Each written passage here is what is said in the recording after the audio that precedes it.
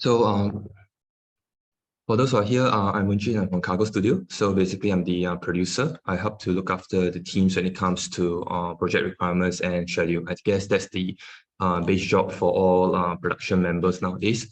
So I think in this sharing session, I won't call it a lecture, I'll call it a sharing session. Please feel free to ask any questions. In the same time, I would like to share with you guys a bit about project management in terms of the tools and the methodologies. Sometimes, I believe it's something that maybe you guys touch on the surface, and then or you guys might only actually experience it when you come out to the working experience. So in any case, I'd like to just share a little bit with you to see if these are some of the techniques or tools hopefully that are able to help you ship your or even complete your current game jam. So I sort of change the slides in such a way that it's more crafted towards for this NUS GameCraft, so that the schedule we're looking at is actually just a week. So I'll just share with you a little bit about how you can cater some of these techniques to this 1 week time span. So without further ado, let me just start. Okay, so for making video games, right? Why is it so actually difficult to make a video game? I mean, typically, like any project, there's always a project start, and then there's a project end. So in other words, typically, if you look at my incubation program in Cargo Studio, we are like a 24 weeks program, which is about 6 months. However, when you start working on a project, typically there will be small minor blockers at the start, which actually increases your duration of your project. Sometimes as you go further, it becomes bigger, and the number of weeks required to actually complete the project actually becomes longer. So at the end of the day, sometimes there are even projects that we can't. In other words, it's the blocker becomes too heavy, and then we just sort of call it a quits, and then we just give up. So it is always what you start at the beginning and what you experience through the process, no matter how long the duration is, will definitely be different. I believe that currently now you guys are actually in the first, second, third, fourth day in the around third or fourth day into the game jam already. So you guys might already be experiencing some of these technical problems, or some of the design issues as well. But yeah, so I believe that all of you experienced this when you guys came to our studio, or some of you guys came to our studio on Saturday. As I know you guys, when starting a new project, you guys are very excited. But most of the time, I think when the project runs long enough, you guys might end up becoming this guy sitting down at the table in blue. Like, why do you even choose to actually start game development? So in another lighter note is when you first started the industry, you wanted to create the next Elden Ring, you want to create the next Hades, you want to create the next blockbuster. So, you're told by the schools that you can actually do anything. So actually you become like a game developer trying to relive your childhood dream. So I'm not here to actually destroy that, but there are people in our industry that eventually feel that the journey becomes a little bit too hard, and then they decide to become a dragon. Yeah. Oh, okay, no pun intended, but okay. So on a more practical note, typically what happens is that when you guys first started out as a team, right, you guys are a programmer and an artist. That's like the two fundamental pillars of forming a team when it comes to game development. So you guys start to do it right off the bat, and I mean you guys can do it with the right skill set. But eventually, because there are different expectations, this is something that we must understand as our team, that our expectation of video game gameplay is very, very different from one another. Some of us like narrative games, some of us focus more on mechanics. But end of the day, right, if the team is unable to come to a consensus, the team that eventually will end up in a quarrel or a breakup sooner or later. So one of the jobs of a production member, I wouldn't say producer or project manager, but so long as you are a production member in the production team, one of your roles is to identify all these things, whichever things that will actually cause issues for your side. I mean, there is always a storming phase before on team formation, before you actually reach the norming and then ultimately performing. That's where we want to reach. but reaching there might not be possible for everyone. So that's why the production members sometimes, experience plays a part, because the EQ portion of how you manage a team, how you identify subtle issues, underlying risks between your team is actually quite important, because if you don't address them early, chances are is that things might blow up further down the road. Okay.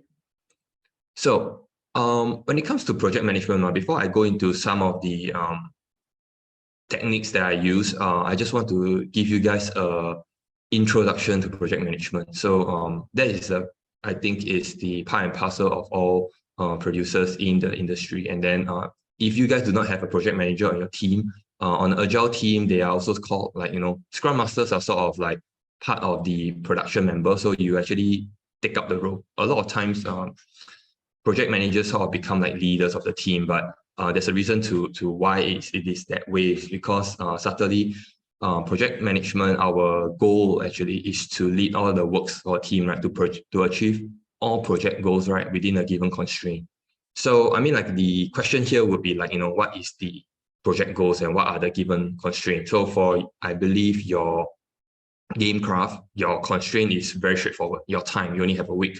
Your team members, you only have a few members on your team. Unless you're Bruce Wayne, you can hire the entire development team and then you start creating miracles in a week. Yeah, but if not, those are literally your constraints. And then project goals is of course your project requirements, how you define your MVP within a week, what you can deliver. So a lot of times on the project management side, right, we are often told to ask, how long does this thing actually take? So now, sometimes project managers are someone who does precision guesswork based on unreliable data provided by those with questionable knowledge. So I mean, like, when you ask a programmer how long does it takes to actually do a task, chances are it is difficult for them to understand. I mean, like, because just give me a moment, just mute my, sorry.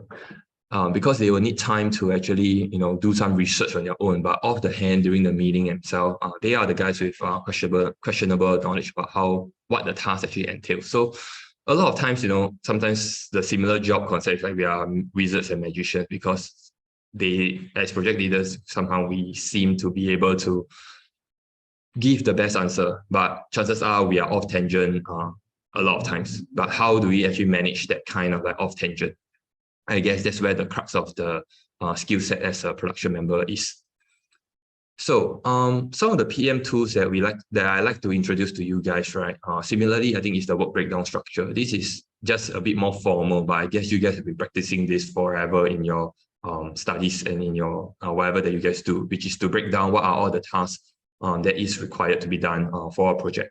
Then afterwards, you sort of tend to highlight what is the most important. So I mean, like, this tool is not rocket science. We use it in even organizing Halloween parties, like this example over here. So it is just something that we have to translate it to game development. In terms of, at first when you first start that, what game you have to make for this game jam, you will start to iron out the major components, and then after which you start to highlight what is the priority, the things that must be done. The rest of the stuff that is good to have, you can leave it down for a later stage. So that's where you start to move things into what I call the Gantt chart. This is not really much useful for game jams, because game jam there's only a week. There's not much game jam. There's not much Gantt chart to use, to be honest. So you guys can just scrap this for this game jam. But I just put it here for knowledge and reference, so that you guys have an idea of how it looks like. So after you identify what is the most important task to be done, you guys basically list them down and then assign your team members to it, and then how long does it take. To be honest, don't waste time on this for a game jam unless you guys want to break it down to the hours, which is a bit doing too much work, I would say. And then another way, which is I think more relevant for you guys, right, would be like Kanban board, just in case. I'm not sure how many of you are working together or how many of you are working offline. But it is important to know, what your team members are doing at any one point in time, so that when you do stuff that is of higher importance, of higher dependency, so that there is no blockers or there's no delay. For a game jam scope, I don't think this will also be much useful, because if you guys are working together, especially in the same space, right? You guys are already communicating. But say, for example, if you are working from home, a simple tool like this using Trello is free. You guys can easily, iron out all the tasks, and then just to show each other what you guys are doing, so that when something is done, it gets passed on to the next team member. So just to recap, work breakdown structure, Gantt charts, and Kanban boards these are the three most basic tools that I use for any companies that I've been to actually work on a project. Of course, in bigger enterprises like Ubisoft and Gumi, they will engage softwares like Jira, softwares like Perforce to actually help them with their version controls and of course their task management. But say, for example, if you are bootstrapping on a indie studio, there are these kind of free tools that you can actually use. I mean, like Google Excel is all you need for Gantt chart, and I just need a paper for the work breakdown structure. Trello is free for the Kanban board. So these things are basically at your disposal, just to help you guys, take a look at, on a high level, how your project scope is actually. So those are the tools. On PM side, other than tools, right, we also have like methodologies. So when we talk about methodologies, right, we will go to the next one. It is typically there are many definitions of methodologies out there in the I would say industry, but I think it's up to each other's definition. And if you go for the project management institution PMI, of course they have their own definition. I don't want to go into those kind of like stuff. So I will just highlight two things, which is the waterfall and agile. If you go into any tech firms, right, I believe that if you guys are computing majors and also trying to go into the tech side of matters, agile will be something that is very, I would say, commonly practiced in the industry. So if you don't know about it, feel free to read up during your free time. Waterfall used to be a more traditional in the tech firm, but it is not necessarily useless. I'll give a few examples later on in the future. Kanban and Scrum, some of them refer them to as research methodologies, but for my definition, I prefer to see them as tools and techniques. So I won't really focus much on them as like methodologies. Like I say, different people have different definitions of what are PM methodologies. So depending on who you're talking to, these terms might vary a little bit. Just take things as a live document. So nothing is like, cast in stone or anything. So for you guys who don't know Agile, how Agile works is that typically at the start, you have sprint one, which lasts about 1 to 2 weeks. So you start with the sprint planning, you go with the implementation. Then after that, your team will actually review, and then your team will actually do a sprint retrospective to determine what is wrong or what is right or what should be continued. It's a sort of like a start, stop, continue kind of like stuff before you actually enter sprint 2. But then in terms of your game jam, right, I think there won't be much time for iteration. So this one is just, for you guys to actually take a look. But if there is ever any iteration process in this game jam within a week, right, it will be a much faster iteration. It might actually be called a stand-up agile. In other words, you do your scrum every day, right? But every day you are actually reviewing and doing sprint retrospective like 7 times in a row. So it's like instead of the common practice of sprint being 1 to 2 weeks, you guys are having your sprint 1 being a day. Yeah. So like I say, these are just techniques depending on the scenario and the kind of situation you're in, right? As a team member, right, you should be, I would say, knowledgeable enough or even experienced enough to actually, change some of these techniques to suit your needs. So what I can say that if something that you're not doing right now, if something to help your game jam, right, is to have a morning stand-up every day, is what we call the scrum.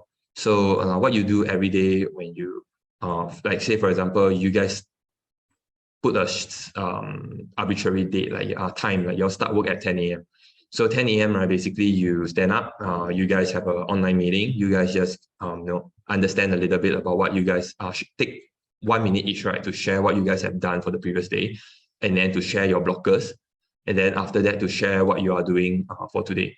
So in other words, right, during the stand-up meeting, right, you guys within 15 minutes, right, must come to a consensus, right, what work that you are supposed to do for the day. And then if there's any change in the design, don't do it during the stand-up, just schedule another meeting down the road. Basically, the stand-up scrum, right, is to let everybody be able to voice out, most importantly, the blockers that they face. In other words, if you want to do a feature, the feature is too difficult, it cannot be done. There's only 1 week for your game jam. If that thing is not possible, scrap it, change it, try to go back to the design board and think about something that is like more easily. If you try to push through, right, you can try for another day or two if you guys are confident. But eventually, if you're lucky, or if you guys are good enough, fine, you guys pull through. But say, for example, if you guys didn't manage to resolve the difficult situation, then you guys would have to have a worst case scenario based in plan. So in other words, if that is your core mechanic, then yeah, it might be an issue. So like if you guys have this kind of like problems, you guys can share it with me later on. I'll see if I can share anything with you guys to help solve it. But in a nutshell, basically this is Agile. Basically create an environment that allows your team members to highlight what have they done, what cannot be done, and then what they should be doing. Okay, so this is Agile. Straightforward waterfall is something that you start off with a requirement and then you just work your way down. If your project currently now your game jam project have nothing wrong, right? Typically it will look like a waterfall. In other words, what you set up to do right at the beginning will be what would be delivered at the end. There won't be any much change. But one thing that I want to highlight is that tomorrow's playtest session, right, will actually be very, very important, because that will be the first time that you let the players play your game, and you'll start to realize whether or not it is going down the direction you want. Because ultimately in games, right, what we try to achieve is that we have an idea that what kind of experience we want the player to feel or to experience when they play our game. So typically when we play our own games, the feeling and the perspective is often very, very different. So the game test session tomorrow, right, will be very important. So you guys, if you look at the whole waterfall structure that you guys are at, right, the playtest session tomorrow will somewhat be between the phase of like, when you guys are trying to finish the coding and you're doing the testing.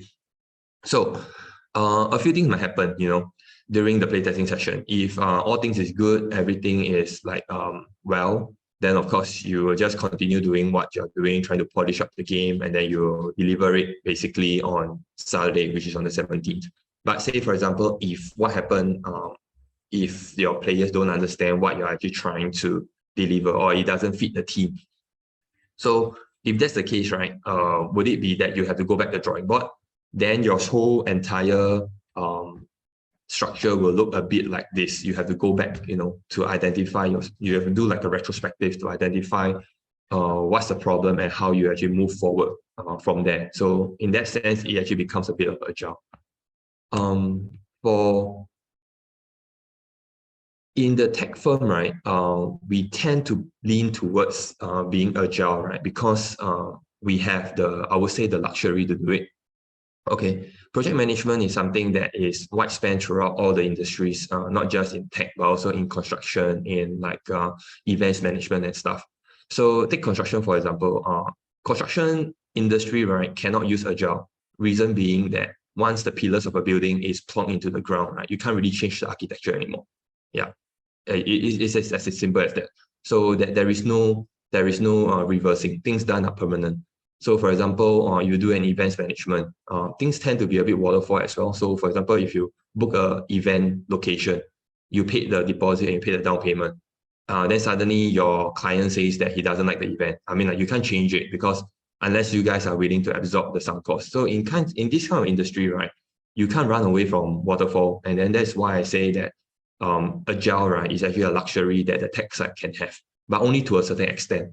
Because in tech, right, I mean, like, you don't ask your programmers to actually change the whole base code or change the whole system. Like, suddenly you make a game that's 70%, you want to change from Unity to Unreal Engine. It doesn't make sense. It can be done, but it doesn't make sense. But that's why I say to a certain extent it's a luxury. There are a lot of things that actually affect, why we actually use, why we need to use Agile. Let's say, for example, we need to be reactive to externalities. Externalities, what I meant is like new technologies. So when you talk about new technologies, right, a simple thing is like example that I can share using my experience, right, is during making a multiplayer game. At least for Rumble Jungle, my first incubation project, we use mirroring. But then we realized that the results is not as what we want, and then we start to look for new stuff, and we ended up with like Photon. So Photon itself had legacy codes as well, and legacy softwares, but eventually we have to try and error and eventually go to use their Fusion or Quantum, which is their latest one that is of their paid services. So when these new technologies come in, right, is where, we go through weeks of iteration to see what works, what doesn't work, how do we actually save costs and everything, a lot of these kind of factors. And then we, in the end, before we choose what technology we want to do. Skull and Bones is a famous, I would say, because I work on Skull and Bones, this is my own opinion. This is not really might not be what other people, what other team members think. But for Skull and Bones, my opinion is that it started in 2013. So I don't want to go to that. I know there's a lot of like, if you ask industry people, there are a lot of like negative feelings or negative experience when it comes to Skull and Bones. But I just give a very fair example. I just want to bring in the idea of new competitors. So in 2013, when Skull and Bones started, the sort of like game was like right off the start, they know what kind of game that they want to actually create. But 3 years down the road, right, in 2016, right, what we have is No Man's Sky.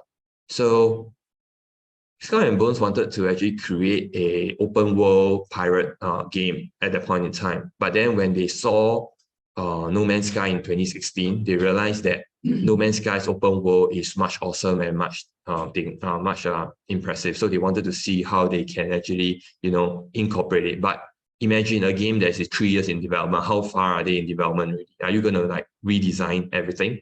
And true enough, they actually tried to do it. So yeah, so even though it's 3 years into development in 2016, around that time there was a talks about redesigning the entire game.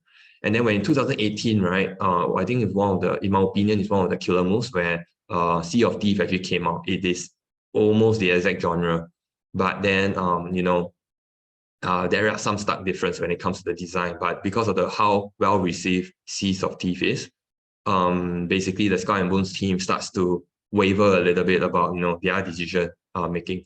So how I put this into context for you guys, right, in your game jam, right, is that in tomorrow's playtest session, right, you will receive opinions and suggestions and a lot of things from your playtesters. But I think one thing important for you guys to maybe hold as your pillar of design is what kind of experience do you actually want to bring to your players.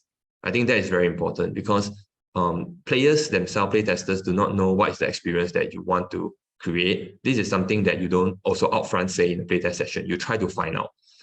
But then what if a lot of people come back to you and give you opinions that might not be what you think your game is? So when it reaches that point in time, right, I believe many of you all, right, will have to consolidate all the feedback and go back to the drawing board. But please take note that keep in mind that you only have about 4 days left from tomorrow, about 3 to 4 days before Saturday. So to be honest, there's not much time to make drastic changes to your design. So you have to be critical about and strategic about the feedback that you receive, what you want to work on and what can be worked on. Don't just take every feedback, every comment wholesale, and then you just implement and try to change everything to suit everyone. Yeah, so definitely these are some things that you must always take note. Of course, changing manpower.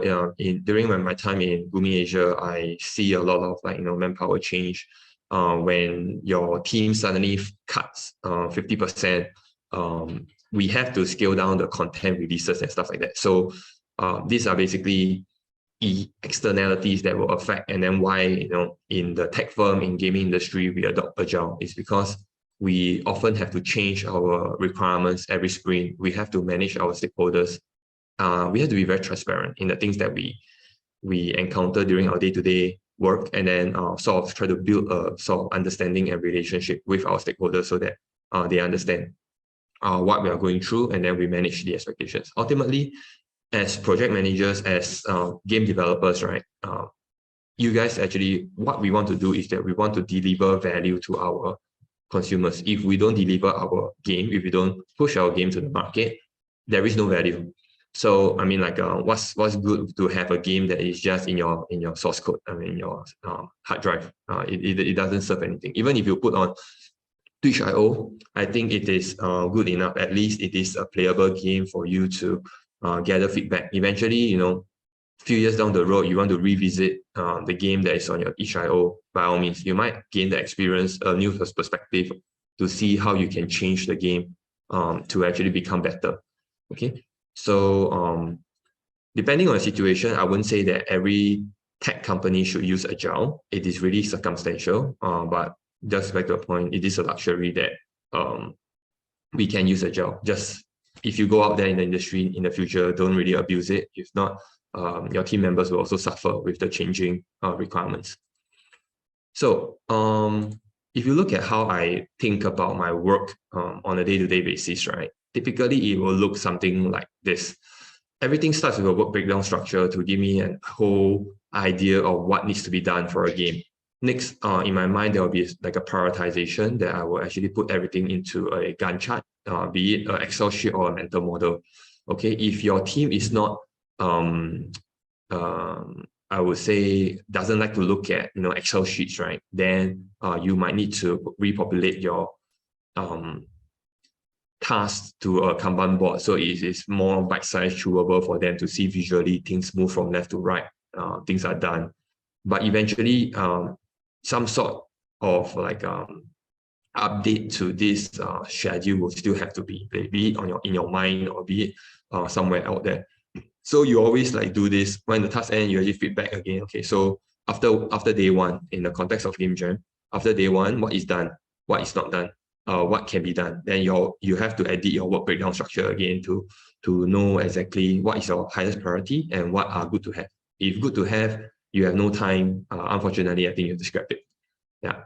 So one thing that is very famous in PM, right, that is always this like structure whereby you have the scope, cost, and time. I mean, like you might have chance upon this, be introduced to this during internships or during one of your modules. But to put into context of game jam, right, basically what it means that time is something that you all do not have. So in other words, you can't really say you want to extend the delivery date of your game jam. We have to see some stuff from you guys by Saturday. So time is out of the way. Cost, okay. I mean, like if you guys have money, you guys can just buy assets off Unity store. So it actually saves you time to actually create assets, UIs and everything. Just to make it look beautiful. At the same time, if you guys are feeling rich, you guys can hire engineers to actually come and help you as well. I mean, like there's no rules in the game jam that say that you can't do it, but that's only if you are rich. So if you have the budget, by all means, you can blow your costs and basically increase your project velocity by increasing the cost. So if, say, for example, you are a student, cost is limited and there's no time, the only thing left over here, right, is your scope. So this is where if time is running out, the only thing that you can do during this game jam, right, is really to identify what is the most important feature of your game. If your feature that you're working on doesn't value add to the core design of your game itself, the experience that you want to bring to your players, chances are scrap it.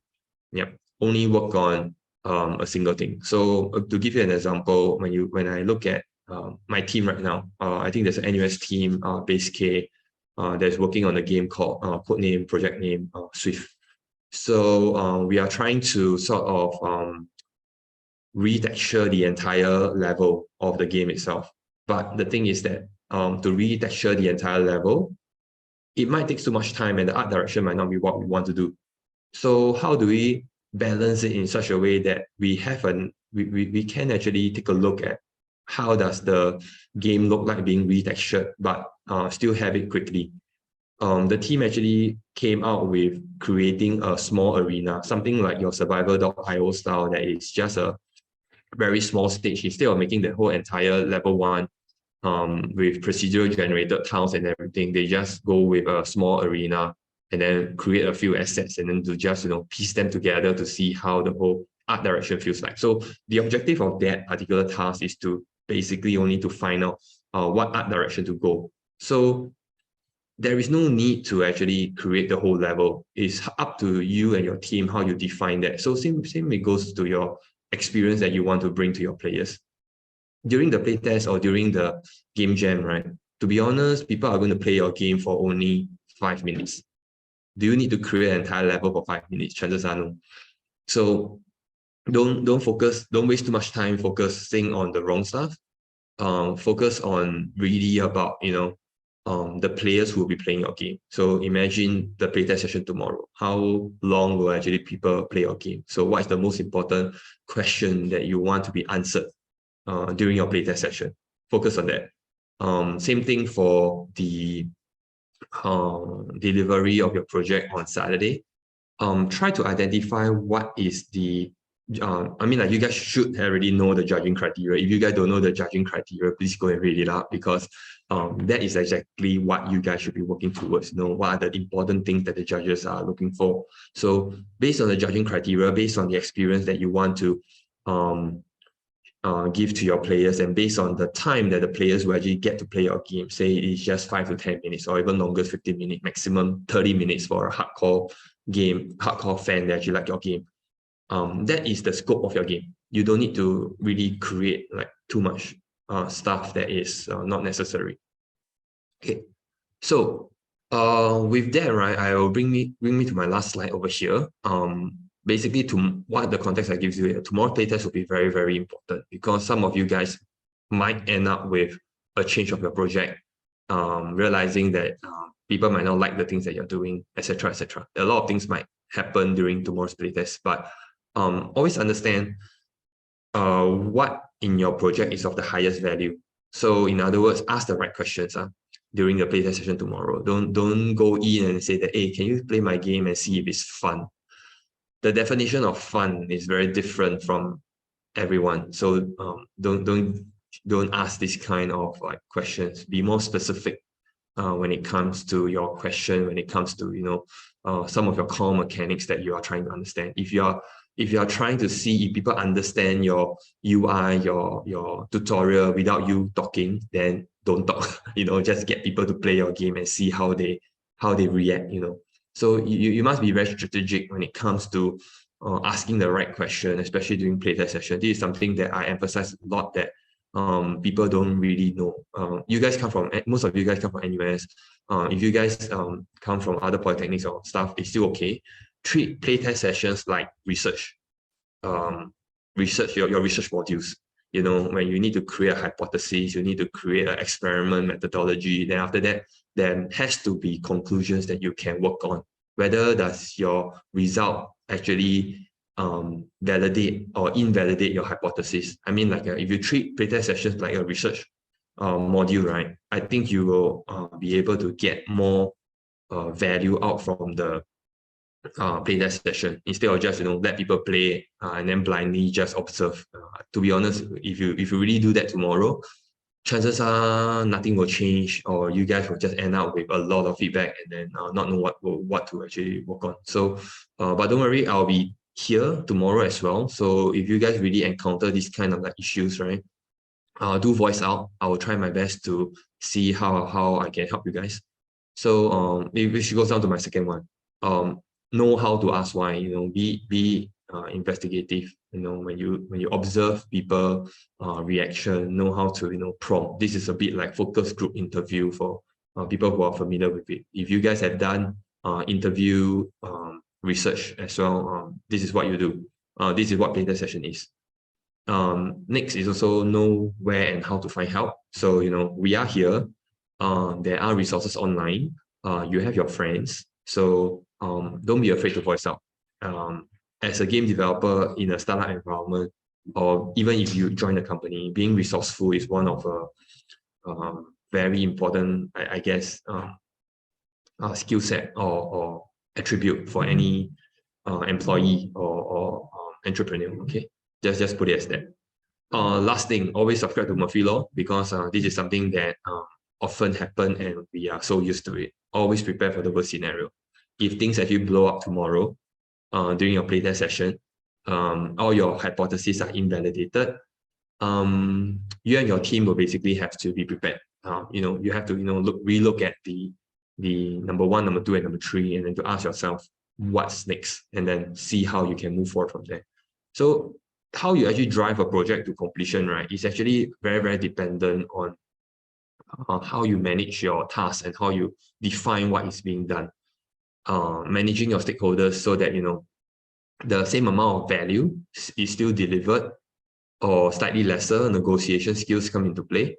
But basically, this is how in the real life, how we actually work our game towards completion and eventually try to publish our game out there. Okay, so I've been talking for the past 40 minutes, so I have about 20 minutes left. You guys have any questions about your projects, or be also about the industry that you guys would like to know?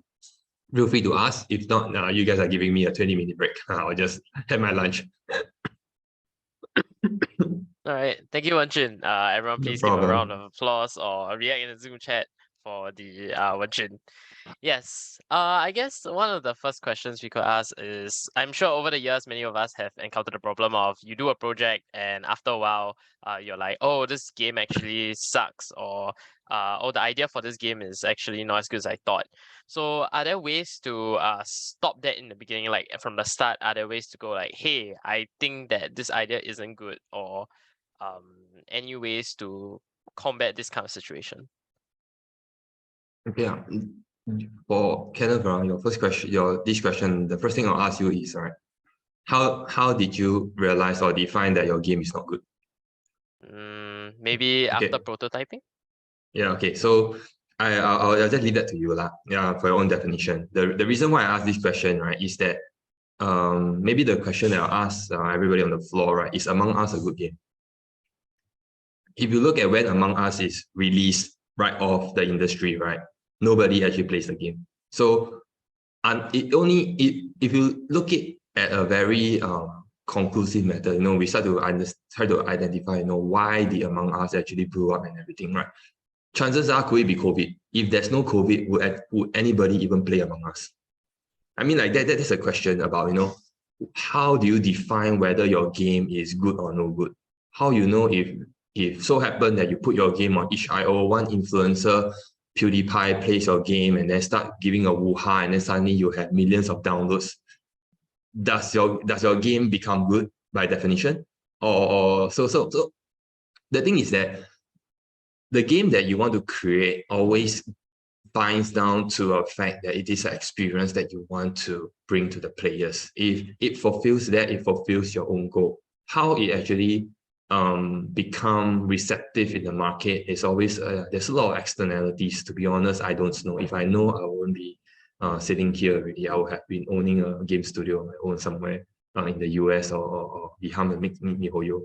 But the thing is that what I can at least tell you guys, that if you guys have been making games and you guys like making games, constantly still don't create a game to an MVP level that you think is able to bring the experience to your players. Leave it on platform for free, for example, itch.io and everything. And whenever you guys talk to people, you guys can always bring up all these things, because you'll never know if someone somewhere out there will just find one publisher will just find your MVP, your game mechanic to be very good, and you guys will just end up with a business opportunity to have investments and also to create more content. Because at times it is really about the people that you meet, rather than it could be just that your game just lack a certain artwork. For example, you focus a lot on the core mechanic of your game, but people don't play your game just because on the surface level, the moment they look at it, they happen to look past it. Imagine yourself in a retail store. you guys sometimes just walk past a very good product that you guys don't actually know because the packaging isn't nice.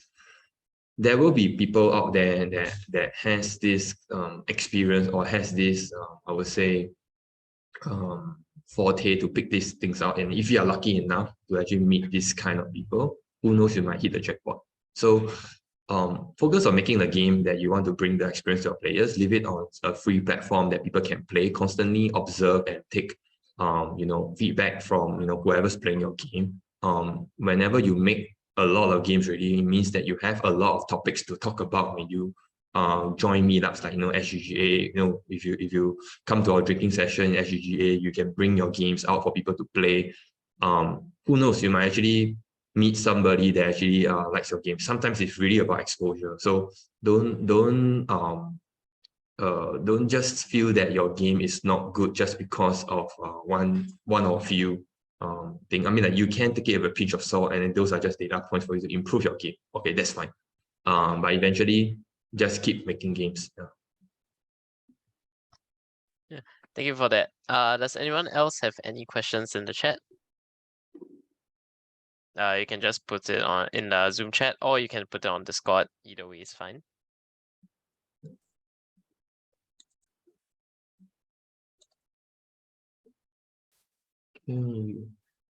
If there's nobody have any questions, then I really look forward to your game tomorrow. If any of you guys are coming down to the studio for the playtest. Yeah, sure. So everyone, please give a round of applause to Wen Jun again, and we'll see you tomorrow at Cargo Studios for the playtest. Yeah. Yep. Thank you guys for your time. Same thing. I mean, like, I'm always lurking around the Discord channel. So, if you guys just feel any problem with your game, you guys don't want to shout out in the Discord channel, you guys can just PM me. I hope I'm around. So, yeah, I mean, like,